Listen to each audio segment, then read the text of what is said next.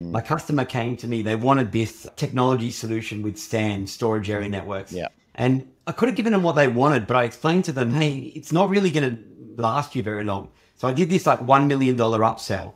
My company said to me, you're a rising star of the company. We're going to reward you. They got everyone around, like everyone's around the coffee machine and all this kind of stuff. And I'm thinking it's going to be a car, it's going to be a pay rise, whatever. And they gave me a $200 gift voucher to like a department store sort of thing. And it was like really like kicking the guts at the time because I'd made them $1 million extra. But I think sometimes life happens for you, not to you. All right. Welcome, Greg Casser. Mate, it's so great to have you on. We haven't caught up in quite a long time, and I'm really excited to chat with you. It's always a treat. For those who don't know much about you, you are the CEO of multiple companies. You're an incredible marketer. I don't think it's an exaggeration to call you one of the best marketers on the planet. You're an investor. You're a philanthropist. You're a business coach. How am I doing? Have I about right, or have I missed something? Have I got something wrong? No, that's pretty accurate. I also really sort of specialize in lifestyle by design, got really good at investing and do a lot of, like biohacking. You and I talk about positive health and all that kind of stuff. So doing a lot of those things. It's interesting, like now, I guess I'm like one of those overnight successes, but I started online in 2003. So like I'm an overnight success that got kicked in the face a heap of times and just kept getting back up and keeping going forward, which I think was really the key. Resilience, and then just keep reinventing myself multiple times over and over again, just with a determination to never quit. I love that. And we'll get into your story. Yeah. Like I've known you for quite a long time. We were together back in the sort of early marketing scene in Australia with Mal Emery and some of these others. But really the thing that I think of when it comes to you is like you're someone who's won the game. And I don't mean just won the game of business. Like you've certainly done really well with business and with investing. But you've kind of won the lifestyle game, right? You've got a strong family, you've got an amazing lifestyle. You look freaking younger every time I see you. You're doing really well financially. And, I know a lot of successful people who've done really well in business, but their life is a shambles. They're on their second marriage, their kids hate them. And so I don't think that's winning. So talk a bit about your mindset around how you've kind of structured your lifestyle, how you've got to where you are, and how you've prevented yourself from just being so unbalanced like a lot of people are. Yeah, gotcha. I guess I was always chasing freedom. So back when I was working in IT, I started off in IT and then I worked my way up to be an enterprise architect. I was designing computer networks for banks and insurance companies and all this kind of stuff. And I kind of learned the lesson of one is the worst number in business the hard way. My customer came to me, they wanted this technology solution with SAN, storage area networks. Yeah. And I could have given them what they wanted, but I explained to them, hey, it's not really going to last you very long. So I did this like $1 million upsell. My company, they said to me, you're a rising star of the company. We're going to reward you. They got everyone around, like everyone's around the coffee machine and all this kind of stuff. And I'm thinking it's going to be a car, it's going to be a pay rise, whatever. And they gave me a $200 gift voucher to like a department store sort of thing. And I was like really like kicking the guts at the time because I'd made them $1 million extra. But I think sometimes life happens for you, not to you. Do you know what I mean? And so at that point, I decided I was never going to be dependent on just one income stream again, or I was never going to work for the man again. Even when I was in IT, I started learning marketing and I started getting good at that. I was a continual student. I've done school, I've done university, that's me done. Whereas I look at that's the first quarter of the game. So just being that continual student, and you spoke about mindset. So I've just been like always focused on improving that millionaire mindset. I think it's never completely done. What I like to be is directionally correct. And I've also spent a lot of time focusing on emotional intelligence because one of the things I learned from Tony Robbins is that the quality of your life is the quality of where you live emotionally. So I try to be very smooth like this. I meet people in life that are just crazy, like they're really happy, but then it's a disaster and that's not a path to success sort of thing. So yeah, that's what I've done on the mindset and emotions. And then from a lifestyle by design point of view, I really thought about like, where do I want to live? And so I surf. I wouldn't say I'm the world's best surfer, but I love it. In Australia on the East Coast, there's a place called Byron Bay, which is one of the nicest places in the country. And I decided, hey, let's move there. And then you put it out in the universe and then sort of scramble and make it happen. And like that whole lifestyle by design, one of the things that I do is I think about my year and think about like, hey, what are amazing things that I can inject into the year? So like, for example, later in the year, we're going like rafting down a river in Tasmania, which is a state of Australia, for a week with a group of guys for a mate's 50th, that kind of stuff. So I try to inject big things like that. But then from a lifestyle by design, just on the average week, on the average day, I'm making sure like I work with some American guys. So I'll have meetings first thing. And then after that, I'll go surf straight away. And it doesn't matter how busy I am, I'll just go to surf. And then I'll come back to work, do a bit more. And then often at lunchtime, I'll go walk the dogs on the beach, that kind of thing, do a bit more work. So I try to work in these like chunks and little sprint cycles, but make sure that the business is there to facilitate my lifestyle, not that whole the scramble, which I think you will have seen. You approached a lot of people with where their business is ruining their lifestyle, you know what I mean, sort of thing. So that's kind of how I look at it. Totally. I think it was Tony Robbins. I can't remember. It might have been someone else, but he asked the question is, what are you optimizing for? What's the thing? And that's such an important question that I think to myself all the time. Like whenever I've got a new goal or whatever, what am I optimizing for? Sometimes you're optimizing, okay, we're just going to maximize revenue and profit. Sometimes it's, we've got to maximize like an opportunity or whatever. But when I think about my life, I'm optimizing for quality of life. And I've got a very similar mindset to you where if you texted me at 2:00 on a Tuesday afternoon and said, hey, Allan, I'm in town, let's grab a coffee, or let's go play pickleball, or let's do whatever, in all likelihood, I'd say, yeah, sure, I'll be there. So and I wanted to be that time billionaire where like my schedule has got mostly open times in it and where I've got very few commitments where I have to be there at a certain time or whatever else. And so that's something that I've tried to optimize for. And I think we've got a similar kind of mindset with that where there are non-negotiables. Like I put fun, I put workouts, I put time in with family in my calendar. They're like an appointment with a client. I wouldn't just say to a client, hey, I don't feel like showing up today, so I won't show up. So that's the approach I've taken. How have you stopped from kind of, because like once you achieve a level of success, there's always another level of success above and another, and the next revenue level above, and then the next profit level, and then the next business acquisition and all of that. How have you prevented yourself from kind of going up that ladder and that treadmill? That's a great question. I look at the opportunity cost of things. So have you ever heard me talk about coolness factor? I could describe that. So I learned this from an American guy where coolness factor equals income divided by stress. So it's like a formula, right? So I look at the coolness factor of a business.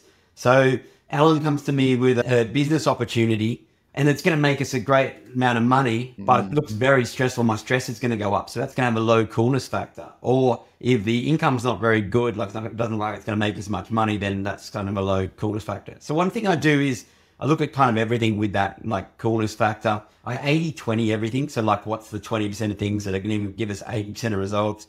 I've lost the whole perfectionist type. When I first started passing things off, I had that mindset of, hey, they're not going to do it as good as me and all that kind of thing. Whereas now I'm much, much better at, hey, even if it's not quite the same, just outsourcing it. And I've been very good at building what I call like the self-managing team.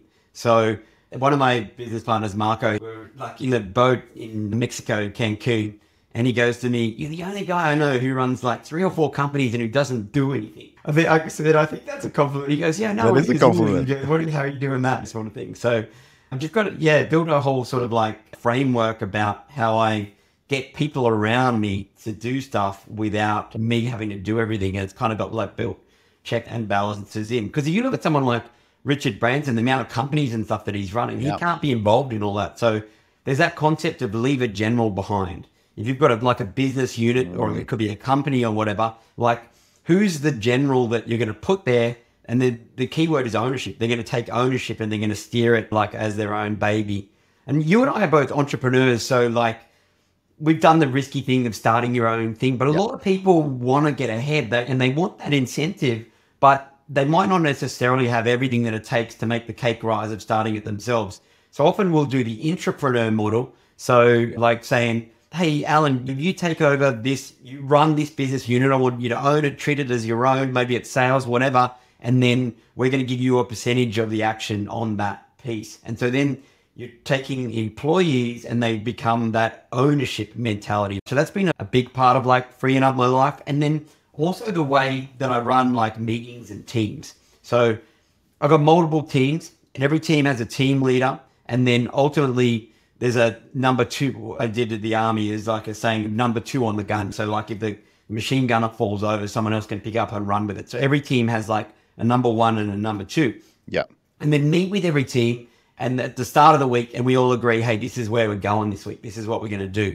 And then anytime that I assign people work, in order to make sure that it gets done, what I'll do is I'll always set a follow-up meeting like, oh, that's awesome. Hey, this is a great plan for the week. Let's catch up later in the week and see how you go on this Thursday at 11 work. Yep, cool. Let's lock it in right now. And then what happens is everyone sprints. You can see their workload, like I said, in Monday.com or whatever, all this stuff that happens just prior to, no one wants to turn up to meet me without having done their homework. Remember, it's like as a school kid. You didn't want to turn up without your homework done. So we could do it that way. And even the way I pass over tasks. So like if I can see someone's, like they're not quite sure about it, I'll ask them, hey, would you mind just playing that back to me so I know that you've got it?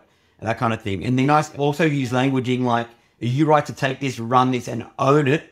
Or do you need me to do it? And also that languaging, like none of my leaders want their boss to, no, I can't handle this. I need you to do it. Do you know what I mean? Sort of thing. And then I taught them how to project manage. I use Monday.com often because it's just like visual project management. Red, it's not working. Yellow, it's in progress. Green, it's done. That kind of thing. So I kind of like systemized getting a whole bunch of stuff done without me doing much. And that's been a big part of like running a few different business units or companies, without being bogged down all the time. I love that. So I found the people aspect so important, finding people who can really own a task. In my team, I've got a CEO who runs my company. She's very capable, does an amazing job. And a lot of times people feel like, hey, you must have got a unicorn. So how do you find these people who do have an owner's mindset? And then also, I'd love to know a bit more, if you wouldn't mind, like how do you said you give them some equity, some ownership. How does that work? Is that just like shadow equity? Is that equity in the actual company? Is that profit share? Like how are you structuring it? And how do you get someone to kind of not see that just as a, hey, that's part of my salary as a bonus. That's actually something that's worth really working for and striving for. Yeah. So there's a couple pieces to that. The first is like, how do we find other people? The thing that's worked the best for us over time is their network. So our existing people, team say, hey, we're looking for someone else in this marketing role, or we're looking for another developer or whatever. Who do you guys and girls know? And remember, they're going to help us carry this weight. So you don't want to bring in anyone who's a dummy. You don't want to bring in anyone who's not going to, if they say they're going to do it, they got to do it, or let us know, that kind of thing. So that's kind of the way that we've grown the best. Like, and it doesn't always work. That does hit its ceilings, but that's kind of how we've always found the best people, through their network. And people want to work with other people that they respect and they like and stuff. So that's kind of really worked well.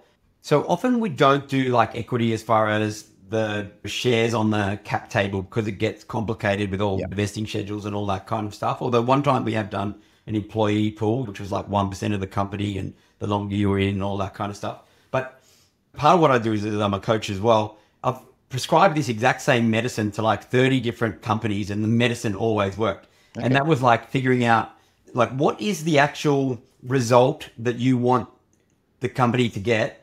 And then who are the key people? And then how can you incentivize them that if that result happens, that they win? I'll give you an example. Like, so some yoga teacher trainers, I was coaching them. We helped them do their AdWords and their sales process and all that kind of stuff. And they were capturing a lot of leads. But what was falling over was when the leads were coming in, they weren't just getting knocked over on the phone. People signed up, that kind of stuff. So then, say, for example, the course is worth $2,000. If someone does a yoga teacher training, then the people who are doing the phone now, okay, for everyone you knock over, you're going to get another, say, 100, 150, 200, that kind of thing. So then if you're that employee, say you're on $70,000 a year or whatever, but now all of a sudden you realize, hang on, if I knock over 2 or 3 of these a day, I've just gone from 70K to 110, and they're treating it that ownership. So I always tie in an incentive based on what the action, the result that I really want is. So that's pretty straightforward in a sales role. But like, for example, in supporting roles, like let's say the developer in that yoga studio, how would you incentivize? Yeah, I see what you're saying. It's not directly related to growing the company, but what it can be related to is customer satisfaction and how smoothly the ship's running. So often we'll do like what's called a monthly introspective. So we get to the end of the month and say you're a customer service lead. So month one, we get to the end of month one. So we're starting month two when you and I would meet and then say, hey, when we look at the tickets, when we look at the customers were happy, everything got answered really quick. The team's happy. Yes, I'm happy to pay you your performance bonus, Allan. I think that's awesome. But then we get to the second month and it was like, hang on, like really it was a disaster. There were so many customers unhappy, you know, I would love to, but I really can't pay you your bonus this month, or I can do 50%, that kind of thing. So I just tie it in again with what's the outcome that we want. And it can be more sales, but it can be that whole customer satisfaction or just the ship moving smoothly. Sometimes it's like, did I have to get involved? You know what I mean? Did I have to jump in and fix things, or did it just run? And they all want to step up and run it without me being involved, which is awesome. Yeah. I mean, I want to double click on something that you said was other people that they know. So those loose connections. Yes. So someone, hey, I've got a cousin who's looking for an analytics job, or I've got someone who's done some marketing but wanting to learn more. So I found getting those loose connections into the business. And also people have a lot of accountability. If they hire the person, they're kind of almost on the hook to make sure that person is actually good and doesn't fail and all of that sort of stuff. So I found that really powerful, that hiring that one person who hires 10 other people, because hiring is a very labor intensive process and takes time to vet and check references and all of that sort of stuff. Expensive if you get it wrong as well. That's why I also love trials at the start. Yes. And where I can, contractors rather than employees, but like, hey, let's do a 3 months trial. Should all be fine, but if you find that we're not a match for you, or we find we're not a match for you, then we'll just part ways and we'll help you on your journey. But yeah, really getting rid of them quickly, because I find that whether people are a project person or a process person, so there's two different types of employees I found. So a project person is like, they're happy to go do this thing, build that thing, and then they want to pass it on to someone else who's like a process person who's happy to come along and tick the box, yes, and repeat the same thing over and over again. Sometimes I look at companies and I just realize, hey, you've got a project person doing a process role, or you've got a process person doing a project role, and then just moving the deck a little bit can make a massive difference. So I think a lot of people don't necessarily think about each of your team members. Is that a project person or is it a process person? One guy in my team is brilliant, like as far as building stuff, but then if you ask him to then look at, hey, make sure this gets done every day, he'll do that for a little bit, but then his mind's moved on, you know what I mean? It's not the way he works. He's brilliant, but it's just the square peg in a round hole sort of thing. So that's the way I look at it. Yeah, that's a really important insight. I think it kind of gels with, Gino Wickman talks about in traction, like there's the integrator and the visionary. And the point being is having the right person in the right seat is critical, because a lot of people talk about A players, B players, but I've found it's very highly contextual. Someone might be an A player in this company, but come here and be a B player, or they might be an A player in this type of work, but B player or C player in other type of work. So it doesn't always translate. A lot of your wealth and a lot of your success has come from being an investor and owning businesses rather than being an entrepreneur or self-employed. So we were talking a little bit earlier about the Robert Kiyosaki cash flow quadrant, he calls it. And it's been a while, but I think there's E for employee, S for self-employed, then there's B for business owner, and I for investor. I don't know if I've got that right. But you really operate in the B and I space for the most part now, don't you? Like, talk about that transition and how that's affected the results that you get and how that's been responsible for some of the wealth that you've generated.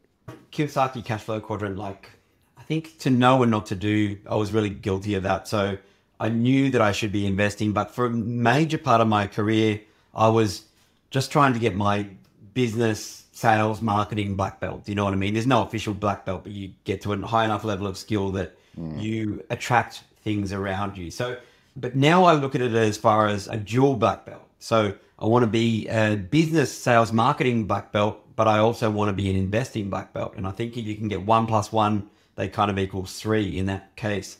With the Kiyosaki's cash flow quadrant, you can get rich a whole bunch of different ways. You can be an employee and work your way up the ranks and you can get rich. It's slow and it doesn't have much leverage. You can be self-employed. Say, for example, you're a plumber and you got a couple of guys in the van. You're getting some leverage with labor and that, but it's not amazing, but it's good, but it's got limitations. B, business owner, you got proper systems in place, like what you and I are talking about, where we might have software, we might have code, we might have money, as well as, just people doing stuff for us. So there's leverage in that. And then there's investing, which is really like getting leverage from money working for you.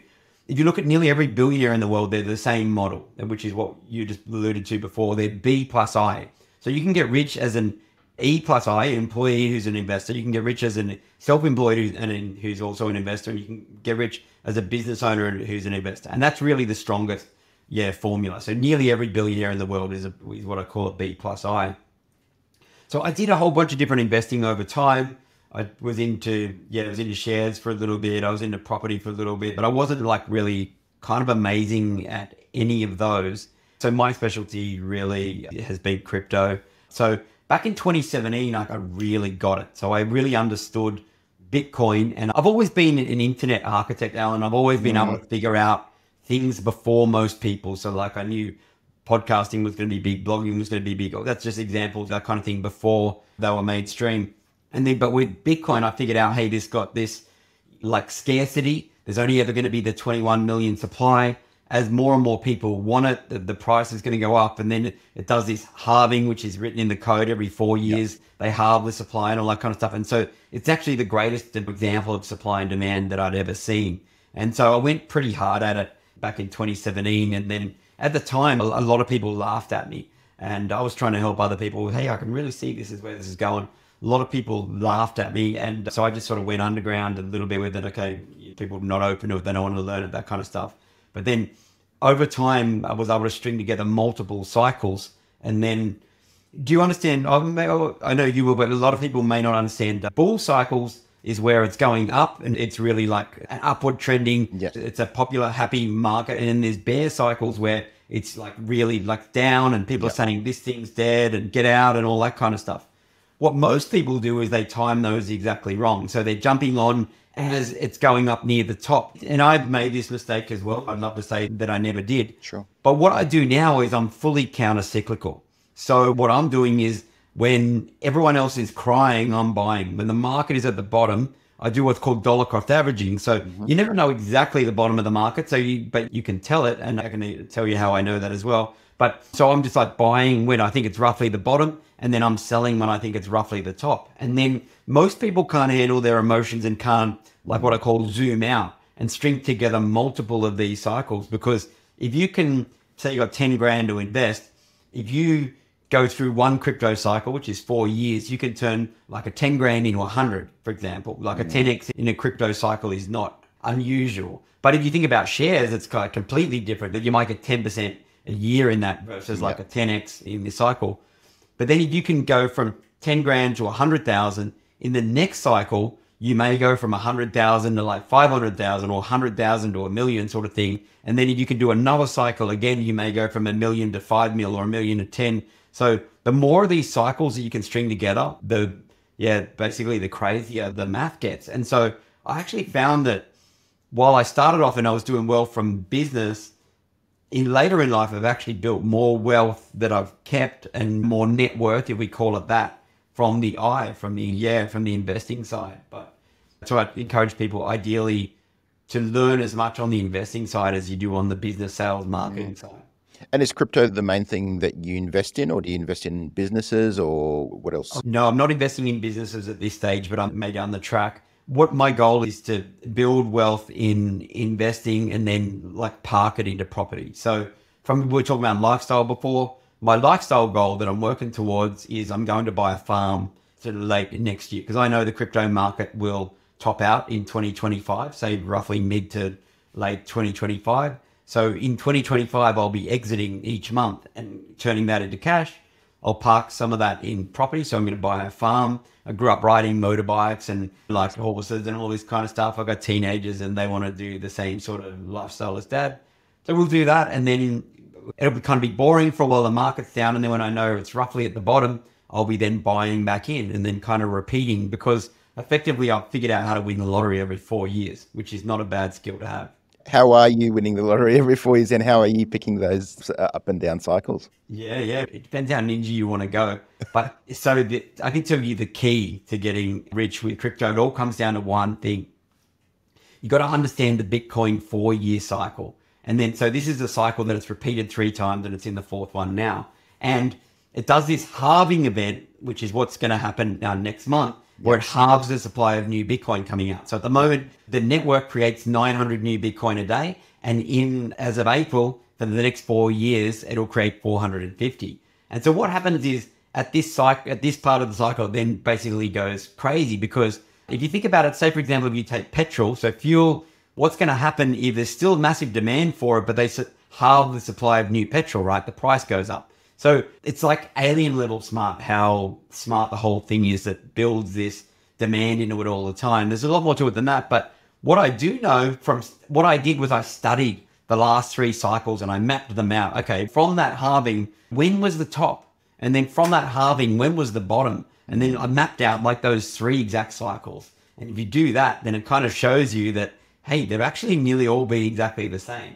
So the halving is going to happen in April. And what we do know is then the top will be roughly 1 year and 3 months out after that. So you're looking at July, mid-2025. And then from that halving, we also know that the bottom of the cycle will be roughly 2 years and 6 months out for that. So it's like late the following year. So once you know this, and it's repeated the exact same thing 3 times, like within a month or 2 sort of thing, once you know that, then remember how I was talking about being counter-cyclical. So just remove all emotion from it. Everyone says it's dead. Doesn't matter. You've got your game plan. You've got your strategy. You know what you're doing. You're buying at that bottom. And then when it gets up near the top, you know the timing again. You're getting out, you're dollar cost averaging out across the top. And then you just repeat the cycle. And then it is ridiculous, like skill once you, it's kind of like cheating once you know how to do it. You kind of know the answers to the test. And yeah, you can win the lottery every 4 years. It's amazing. It's fun. That's how I bought my Porsche. So, because I just bought my dream car, which was my lifestyle design. Ever since I was 13, I wanted a Porsche 911. I loved the old like 80s style bug and that kind of thing. And then I bought a Carrera S, so it's 41. And yeah, it's been amazing. Really cool. I'm still like a kid at Christmas when I take it out. Look, my takeaway from this, I mean, aside from some people believe in Bitcoin and crypto, some people don't or whatever, but it's finding an investment that you're clearly passionate about, learning about it and figuring out what are the cycles, what are the trends, when do I get in, when do I get out? And some investments are just super boring. You just buy them and hold them, which is totally fine as well. So some people might be in the S&P 500 or whatever, right? So, but my takeaway is really to take money off the farm and build your wealth off the farm, because there's a lot of risk in business. Someone can sue you, something can go wrong, some change in trend or cycle or whatever. And having that pot of gold that's growing relatively passively and something that you're something about, I think that's incredibly important. So day to day, your main gig at the moment, I believe, if I'm not mistaken, is the collective where you're coaching different business owners. Is that right? So you're doing business coaching there, and who are you working with? Who are you helping? Yep. So I've really got 3 main ways that I'm making money. So the biggest now by far would be the investing, but it wasn't always.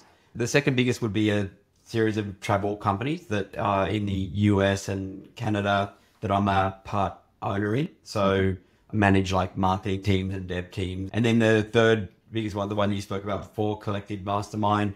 We took something that we learned in the US from this Maverick Business Adventures. I think it was Yannick Silver? Yeah. And I saw that what they were doing, they were going off into the desert riding dune buggies and all these kinds of crazy adventures. And then so I learned from that. So we run a mastermind in Australia 4 times a year called the Collective Mastermind. The idea is that the collective intelligence of the group is greater than any one individual. And so you just, as you put more smart people in, it kind of compounds. And we then do like really fun things. Like we just did a yacht day. We've got a jet ski day coming up. We've got a ski trip coming up, all that kind of stuff. But Russell Brunson says, watch the magician's hand. So like, why do I do that? Well, kind of 2 reasons. The first one's a little bit cheeky. We were talking before about injecting fun stuff into your life. Totally. So one of the things that I do is like, hey, what's cool things we want to do? We wanted to go to Cairns. We wanted to raft the Tully River. So then we announced to the mastermind, hey, good news. We're going to Cairns and we're rafting the Tully River. And then we're going out on the Barrier Reef. And so that was like what we did. And so that was a business expense, you know what I mean? And so we did that 4 times. And yeah, so that's kind of like how I've done that. But the other part of the Watch the Magician's Hands is with a mastermind group, if they go on an activity together, and say there's some adrenaline, there's some whatever, they bond together. So that the stickiness of the group is really high, where no one wants to leave, because do you want to leave just before your group of entrepreneurial friends goes on the ski trip, or just before they go on the jet ski day, or Like later in the year, we got these quad bikes. We're doing riding the dunes on an island and stuff like that. They don't want to leave before they get to do those things with their friends. So, And so the quarterly events, do you have like regular group or individual coaching, or how does all that work? yeah, so I'll do like a webinar as well between masterminds, and then I'll do a weekly group call, and then I'll also have people can book into my diary if they want to talk about business, marketing, anything, mindset, emotion, health, or investing. A lot of the people in the group came to me for marketing, but they're actually making more money out of investing now. So it's kind of interesting, but that flow-on effect. That's cool. I mean, you would have seen the inside of a lot of businesses, have I? What are the biggest trends that you see in terms of mistakes that people make where people kind of get stuck? So often I will have entrepreneurs come to me say, hey, being in this business, we used to be in the growth phase. We've hit this ceiling. We just can't break through. We're plateaued. What have been the sort of patterns that you've seen in terms of what's stopping business owners and entrepreneurs from really breaking through? Yeah. Often it's the founder or the owner, they hit a ceiling. I think sometimes it gets called the ceiling of complexity of how much can they handle. There's a famous saying that your income will very rarely exceed your level of personal development. Yeah. So like we were talking before about how to manage teams and how to get stuff done. Yeah. So if the entrepreneur can't get to that point where they've got leaving those generals behind, training those generals, getting the generals to execute on all this stuff, then it's all going to be like a pyramid. Everything, all paths lead to Rome and you're Rome, which makes business not fun. And as you get bigger, it just gets worse and worse sort of thing, which is a very common trap. And then the other one I see is just like if they don't have product market fit, or if they don't have like psychology and math. So does the market want it? And then can you deliver it profitably and then keep scaling? Often like with traffic costs rising, sometimes things that used to work didn't. So like an example is in like one of our travel companies, we used to be highly profitable. And then all of a sudden we're like, hang on a second, what's going on? There's not really as much month left at the end of the month. Do you know what I mean? Sort of thing. So then what we had to do was, and we spoke before about like, sometimes life happens for you, not to you. So what we figured out we needed to do was now just, hey, what we're doing is great, but we don't have enough follow-up in place. So what are other things that we can offer them? For example, cart abandoners, what can we do? Or existing customers, is there anything else that we can sell them? That what I call a profit triad. How do we get more customers? How do we get them spending more? And then how do we get them coming back again? So like trying to get all projects to focus on, are they one of those? Are they one of those things? And that's kind of been the keys to getting past those ceilings of complexity so that it's tapping out. Yeah. I often say that almost everything is kind of downstream from generating lead flow from your marketing, because if most businesses demand constrained, not supply constrained. So, I mean, every business, no matter how big, there's a constraint somewhere. There's either a constraint in the sales team, in the marketing team, in the delivery, in the customer service or whatever. And I think part of a leader's job is identifying what are the constraints of our business and really being laser focused on those constraints. What are the sort of most common constraints you're seeing? Are people, is it lead flow? Is it being profitable with their lead flow? Like you said, cost of traffic can rise, cost of clicks and all of that sort of stuff. So what have been the biggest constraints that you've seen that stop businesses kind of like from growing? I love the way that I hadn't really talked about that. What you just said, that every business has a constraint of some kind, because then figuring that out and then narrowing in on it is really smart. So that was a good takeaway for me. Thank you. I look at it as a chain of conversion. So like, what's the traffic sources that are working? Then what's, like, for example, the hook that we're using, the lead magnet, that kind of stuff, landing page, then opt-in rate, then all that flows through. So we kind of look at businesses as chains of conversion. Often we'll use like a Miro board or whatever, and then draw them out and then use visual dashboards. So what are things we can now do to, for example, in the last week, we drew up this like on a Miro board. It's like, okay, well, traffic, what are things we can do to improve our traffic? Then cart abandoners, what are things we can do to improve our cart abandoners? And then customers, what are things we can do to improve that? And then just like, hey, red if it's not started yet, yellow if it's a work in progress, and green if it's done. And then use visual dashboards to just, if we improve those 4 things on our traffic, if we improve those 4 things on our cart abandoners, then over time just things get better and better. But often people they don't know what they don't know. So I'm lucky in that I'm a growth hacker. So our growth hackers just an individual who's very good at scaling companies. So like you, when you look at a company, you're looking at it after looking at 300 businesses or whatever. You're looking at it with a completely different lens, where often people are so in it, and this is their own, they've only done 1, 2 or 3 companies. They don't really have that broad spectrum of knowledge to draw on. So that's where I think like working with someone like you or me, as far as like a coach, can see that things that they can't see, and that really like catapults them. Because like it's not uncommon for people, the average person in our group, if they've done a 12 months, they're generally either double or triple, as far as business goes. But that's largely just because having a growth hacker like look over your business, that'll make it grow. But changing their mindset, changing their emotions, all that kind of stuff. And then the mastermind of people lifting each other up, wanting to see each other succeed, helping, joint ventures, all that kind of stuff, which I think you're better at than me. Yeah, that's kind of the way I think about it. Totally. I think one of the things that people are surprised by, and it's been a criticism that I've received, it's like, hey, your advice is obvious, right? And I'm like, you know, that's the hindsight maybe, but it's funny. I look at some of the reviews of the one-page marketing plan, and they're like, there's nothing new here. And 100% agree. I mean, I didn't invent marketing. I didn't invent direct response marketing. But really, when we look at a lot of businesses, they're not doing the obvious stuff. So I recently read a little mini short story called Obvious Adam, where it's a fictional story, but it talks about an advertising executive who just got ahead and he kind of crushed it just by doing obvious stuff. So there's a store not selling very well. So he goes, visits it, and notices, okay, the street frontage isn't exactly facing the right street or whatever. That's why we're getting walked by traffic and all of that sort of stuff. So, but 9 times out of 10, when you're working with a business coach like you or I, it's the obvious things that you're not doing. A lot of people are looking for this bright, shiny object, the special tool that's going to solve all of my problems, the special person that's going to solve all of my problems. But 9 times out of 10, it's just doing the basic stuff. It's the email marketing. It's showing up with your content regularly. It's just doing the daily, weekly, monthly processes. And those are the ways that you really learn to crush. It's very rarely the insane, crazy idea that no one has ever thought of. So that's... Fundamentals done well, hey.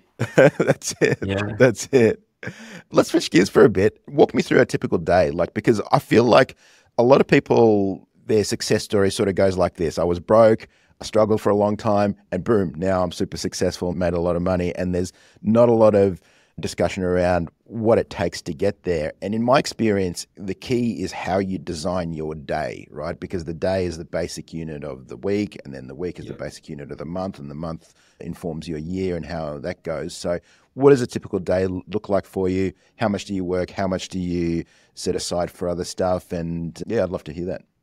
Generally, I start the day early because for the first 2 hours of the day, no one wants me, no one needs me, any of that kind of stuff. So I'll do a lot of learning in that time. So whether it's just on YouTube or reading or listening or that kind of stuff. I work with Americans, so I normally don't have meetings in the mornings. I normally just have meetings in the afternoons, but my travel partners are Americans. So I will have to have like 1 or 1.5 hours of meetings in the morning. And then after that, say about like 7 in the morning, my time in Australia, no one needs me at all. So then I'll go surfing just about every day, grab some breakfast. I'll often eat late up because I'm doing sort of a little bit of intermittent fasting. So having dinner earlier and then often go back to work. Yeah, do 2 hours or something like that. Then often at lunchtime, I'm out and about. So just before we do this call, I'd walk the dogs on the beach, that kind of thing. I may do some weights. I'll do that a couple of times a week. Or I've got some entrepreneurial guys where we'll schedule it in the diary and we'll ride e-bikes, electric mountain bikes off in the wilderness and stuff. So schedule that in the diary and make those things happen. Then in the afternoon, like another 2 or 3 hours, often I'll consult in the afternoon, like Monday, Tuesday, Wednesday, I'll have a Calendly. And then Thursday, Friday, I'll leave those free. And then do something with the missus and kids in the evening. And I'm not really great working late at night. I'm definitely much better off early, but just constantly injecting fun into it. But like I'm at that point now, but there is seasons to it. Like I would love to say, hey, I just smashed it out of the park, but at times it was stressful, that journey, and I had to reinvent myself, or something wasn't working, or I had to add on another income stream, that kind of stuff. So like while I've got a pretty amazing lifestyle now, there was definitely seasons when, I want to do all those things, but hey, you know what? No one's going to do it for you. No one's going to save you. You just really got to knuckle down and you've got to learn this and you've got to implement this and test and measure. And Allan used to say that the real way to be a marketing expert is just to ask the audience. So just put it out there. So Frank Kern says, just if you need to make more money, just make more offers to the market, add more value to the market. So just kind of keep doing those things.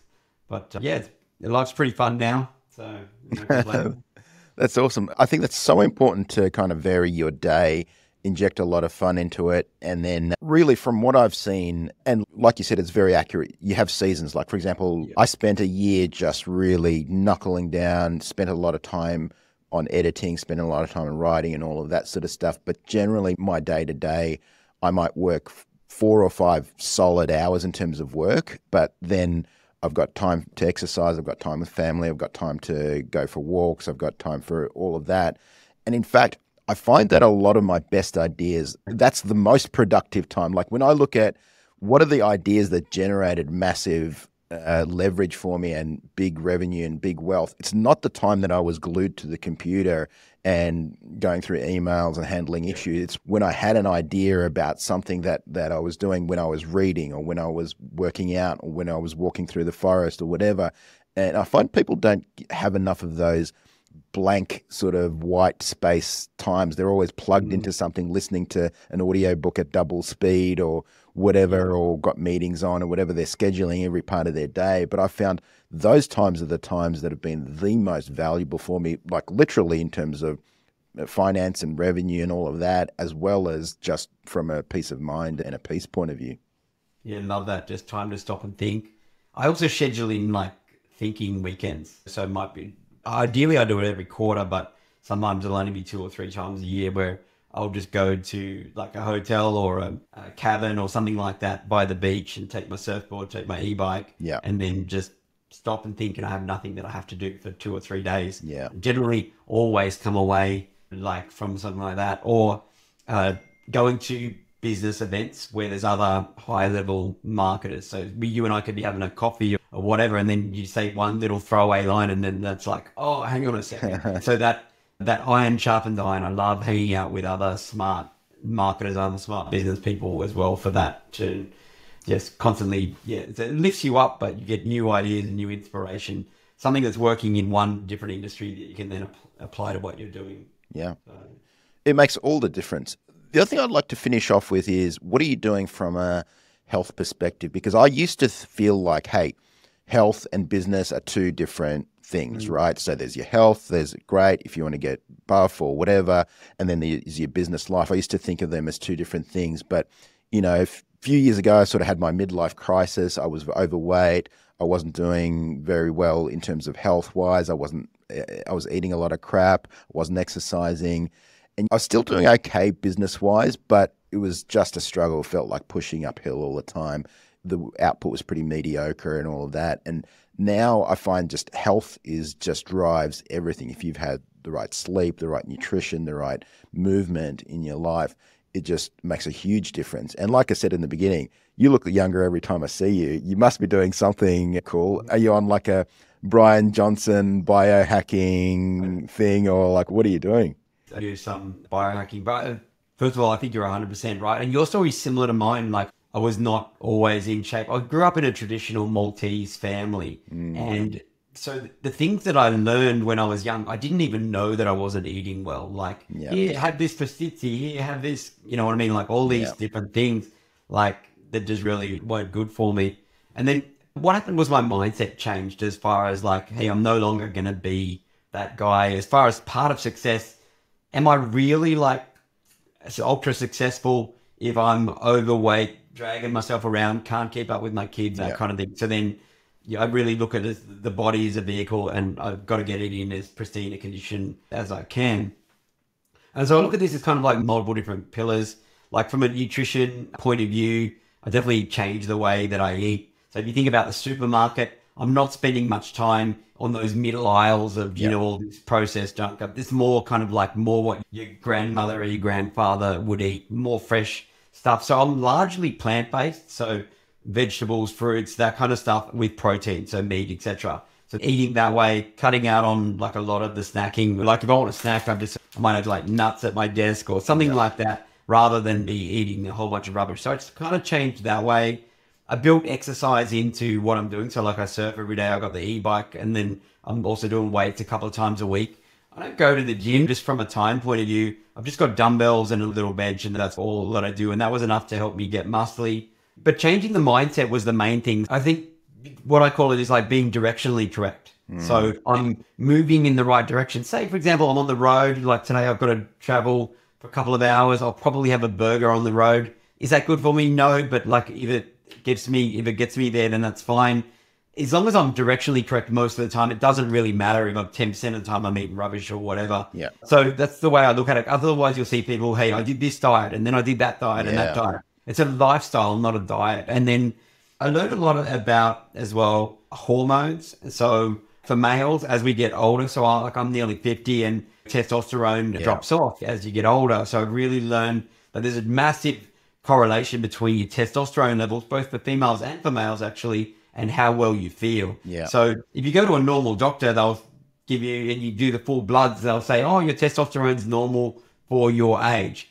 But normal for your age basically just means that, hey, you're transitioning into becoming an old man. Yes. But as you get older, what you actually want to do is run higher T levels, higher testosterone levels. And you can do this in natural ways. So there's a supplement called Tongat Ali. And by the way, I'm not a doctor, so don't take anything I say as medical advice. I'm just sharing what I do. And then people please make your own choices. But I take a supplement called Tongat Ali, which is a ginseng derivative. And what it does is it naturally increases your testosterone levels. I also take a supplement that I get from the doctor called DHEA. DHEA is a precursor to testosterone. It helps your body to produce more testosterone because you don't really want to be getting into TRT, testosterone replacement therapy, because then your body stops producing it. Like unless you have a real problem, and that may still be a good option later on in life. But so testosterone's been a big thing for me, and that's helped me like as far as muscle mass, be lean. You just feel better when you've got good testosterone. And then one of the things that I teach and that I do as well is like, I don't just hope and pray.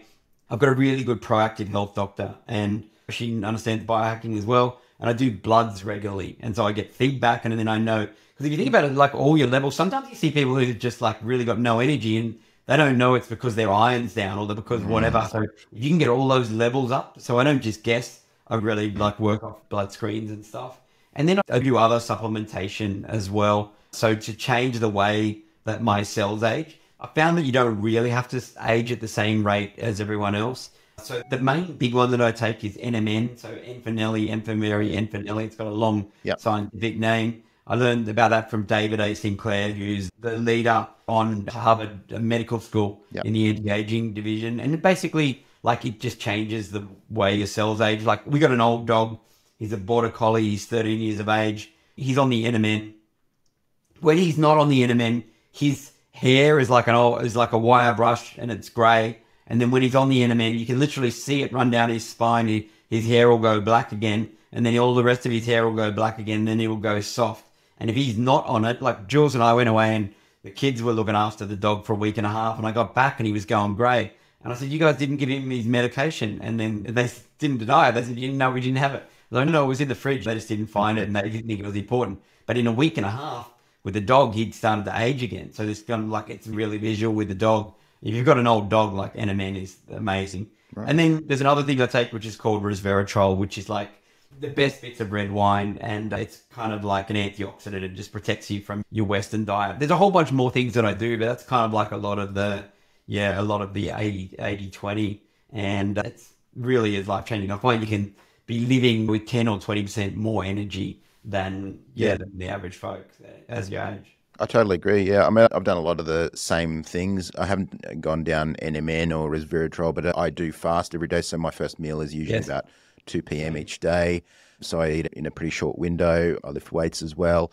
I ended up having to go on TRT because my levels were just way too low. I did try Tongat Ali and I did try another one for Goja, something or other. Yeah, and aggressive. And it did actually raise my levels a little bit, but I was still just way too low. So I had to go to the TRT route. But yeah, it's a lot of the same kind of things. And it really is an engine that just drives the business forward as well, because like if you're feeling good, that reflects in your work and your energy and everything else that you do, and it makes a huge difference. And of course makes life a lot better. Like if you're waking up out of bed in pain and like can't get going and all of that sort of thing, It's a disaster, yeah. And then being really focused on protein intake. So like you, I'm pretty similar plant-based diet, but once I started prioritizing protein, I was never hungry. Like I said, I don't eat for 18 hours of the day and I'm never hungry just because I'm hitting my protein levels. I read a book, I can't remember what it's called, but it was basic.